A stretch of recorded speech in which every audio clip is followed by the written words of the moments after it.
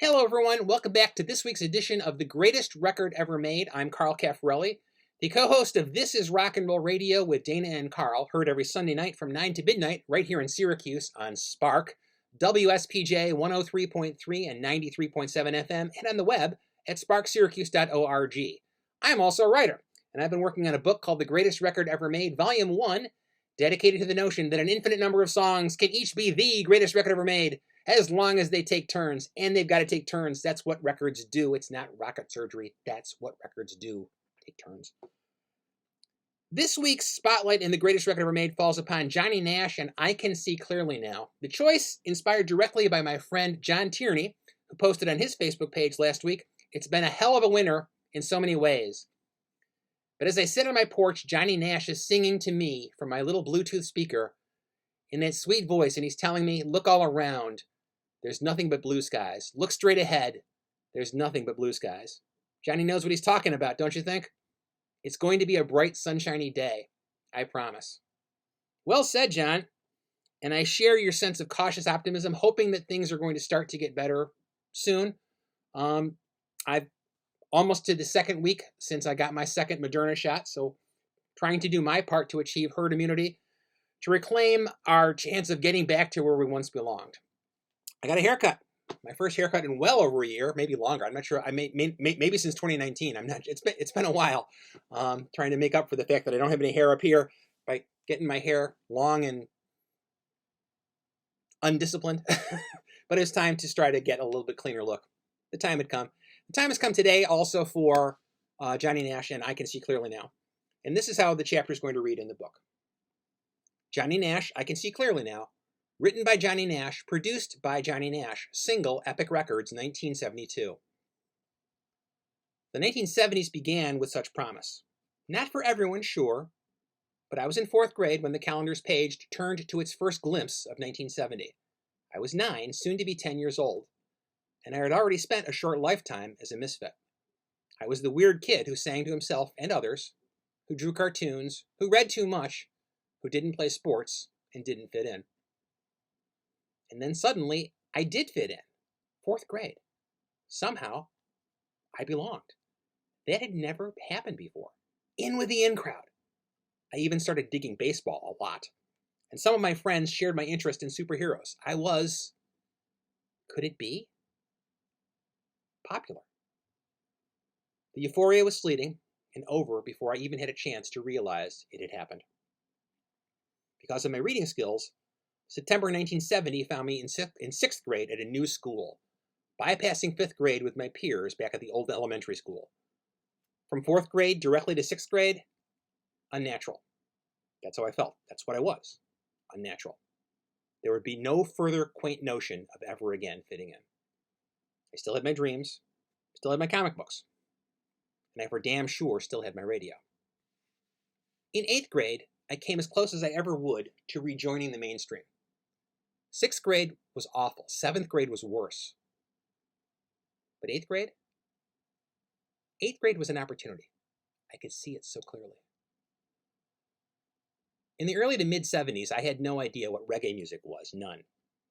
I think I first encountered the word reggae in high school, either when John Lennon mentioned it to Tom Snyder on the Tomorrow TV show, or when a classmate and I were trying to figure out what the hell Stevie Wonder was singing about in Boogie On Reggae Woman. I recall wondering if reggae might be the same as raga, which I'd seen referenced in, believe it or not, a Teen Titans comic book. It was not, but what did I know? My rudimentary understanding of reggae didn't begin at all until college. Peter Tosh singing with noted reggae star Mick Jagger on Saturday Night Live, and name checks of Toots and the Maytals in Playboy. And post-college on adventurous Buffalo radio stations that played Dillinger, Yellow Man, and Steel Pulse. I have no recollection of where or when I first heard Bob Marley and the Wailers, at least not directly. I knew Eric Clapton's cover of Marley's I Shot the Sheriff, and before that I knew a cover of Marley's Stir It Up, the latter courtesy of a singer named Johnny Nash. Johnny Nash, of course, was already familiar to me because of his previous hit, I Can See Clearly Now. I Can See Clearly Now entered Billboard's Hot 100 in September of 1972, the same month I entered 8th grade. I would much later come to understand that the chunky and irresistible rhythm of I Can See Clearly Now was derived from reggae, albeit a very pop-friendly mainstream American derivation of reggae. Not knowing any better, not knowing anything really, I was fascinated, captured by its inviting sound, its comforting sway. I think I can make it now. The pain is gone. Maybe 8th grade could be okay too. Johnny Nash was not exactly a rookie singer in '72. Nash had been making records since the '50s, mostly with limited success. But he did have a smash hit with Hold Me Tight in 1968. I Can See Clearly Now was my introduction to his work. I've often described the period of '76 to '77 as my musical crucible, a time when my discoveries of punk rock and FM radio and my increasing awareness of oldies forged the durable nature of my expanded rock and pop tastes. 1972 to '73 was just as important. With my radio by my side, I thought maybe, I could make it now, just like the song said. I started trying to write. I kept on trying to draw, and spent a lot of time in art class working on a superhero comic strip I called Jack Mystery. I started a comic book club at school. I had some friends. I still felt picked on, bullied, but there were moments of light. I even talked to girls, sometimes.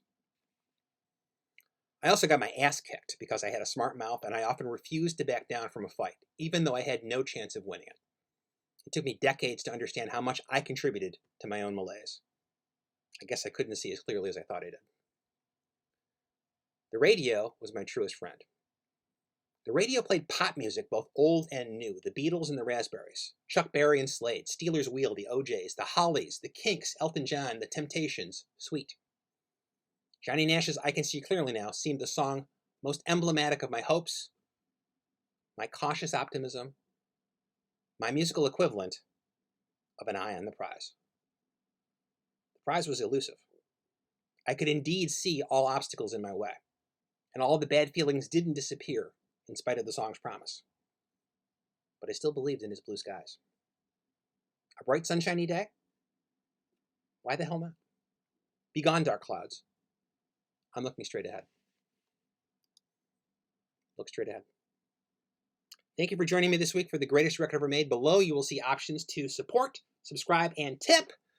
You'll also see a link to the published version of this chapter in the book. And we'll return next week for another exciting shot of the greatest record ever made. Thanks for joining me.